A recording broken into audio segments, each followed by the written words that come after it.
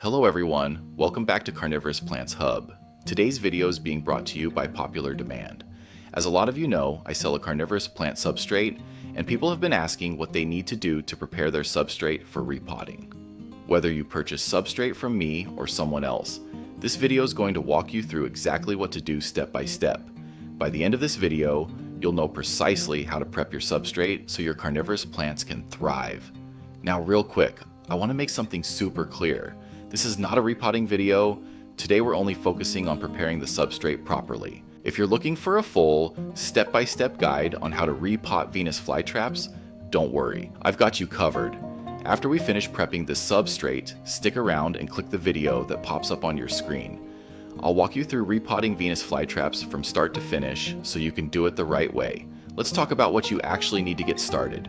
First, and most obvious, you're going to need your substrate. If you haven't grabbed any yet and you want the highest quality carnivorous plant substrate on the market, head over to carnivorousplanthub.com. That's the exact mix I use for my own plants. If you grabbed your substrate from my small business, thank you so much. I genuinely appreciate every single order. You're not just buying soil, you're supporting this channel, this community, and my ability to keep sharing everything I learn about carnivorous plants. That support does not go unnoticed. Next, you'll need some kind of bowl or bin to work in. I personally love using these plastic bins. They're the perfect size, easy to mix in, and they make the whole process clean and simple. Everything I'm using in this video will be linked in the description and pinned in the top comment to make it easy for you. Next up, this one is optional, but I highly recommend it. A repotting mat. This thing is a game changer. It's waterproof, it keeps everything contained, and it saves you from turning your kitchen table into a swamp. I absolutely love my repotting mat, especially when I'm working with multiple plants. Now let's talk about something that is not optional: water. Carnivorous plants are extremely sensitive to minerals, which means they do not like water with high TDS. That's total dissolved solids. High mineral content can slowly damage or even kill your plant. You should be using distilled water, reverse osmosis water, rainwater, or zero filtered water. Do not use tap water unless you've tested it with a TDS meter first. For most carnivorous plants, anything under 50 parts per million is generally considered safe. If you don't already have one, I do carry TDS meters over at carnivorousplanthub.com, so you can test your water and be 100% confident you're giving your plants exactly what they need. Alright, let's start preparing the substrate. Go ahead and dump the entire bag into the bowl or container you're using. Once it's out of the bag, take a minute to go through the mix with your hands and look for any large chunks of debris. Things like sticks, big wood pieces, or clumps.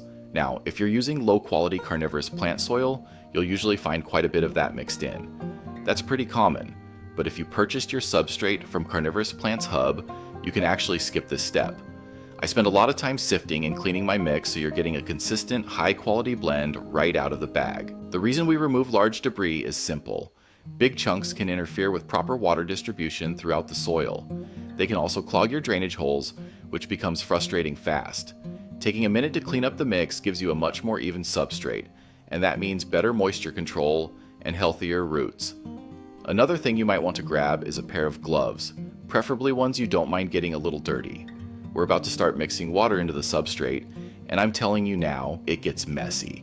Some people are sensitive to peat moss and can get a little skin irritation, and others just don't love having soil packed under their fingernails for the rest of the day. Gloves aren't required, but they definitely make cleanup easier and keep the whole process a lot more comfortable.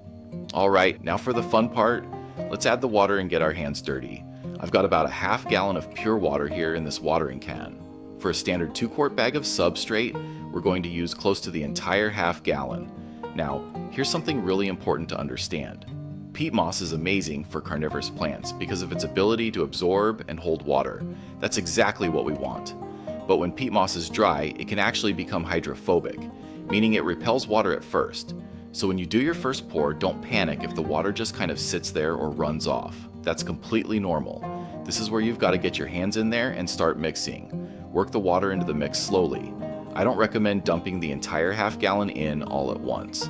While you technically can't ruin the substrate with too much water, adding it too quickly will make the whole process unnecessarily messy. You'll end up with water draining everywhere once it's in your planter. After this first pour, you can see the mix is still too dry. It's not holding shape, and it won't pack together. What we're looking for is a consistency where the substrate clumps together nicely when you squeeze it. Damp, evenly moist, but not dripping. Once you hit that consistency, you're ready, and trust me, pre-wetting your substrate makes a huge difference. If you've ever tried potting carnivorous plants in dry peat moss, you know how frustrating it is. It's light, fluffy, hard to work with, and your plant just won't sit properly. Getting this moisture level right makes potting smoother, easier, and honestly way more enjoyable.